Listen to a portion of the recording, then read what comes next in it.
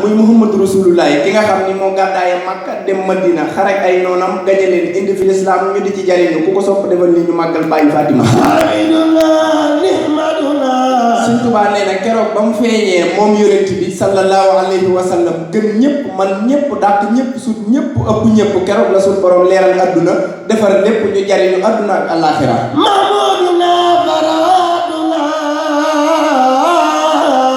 nee na Mahmuduna nag muy Muhammad mi nga xam ni mooy ki nga xam ni mooy doomi Amina ak Abdullahi di doomi bàyyi Aliyu Abdul Mutalib di maamam nee na mooy suñu xéewal gi nga xam ni moom la suñu borom wàccee ñu war cee jariñu moo waral jataay bii.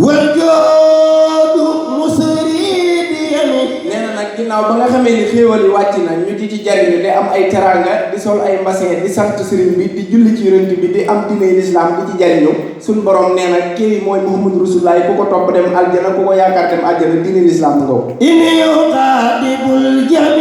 moo tax dégg nga bàyyi Serigne Fallou Mbacke borom di ndeg Aliya ak Bogo bàyyi Cheikh Abdou Karim Mbacke borom Makarimal Akhlaq bàyyi Laaji Baara Mbacke nee na man damay tagg yonent bi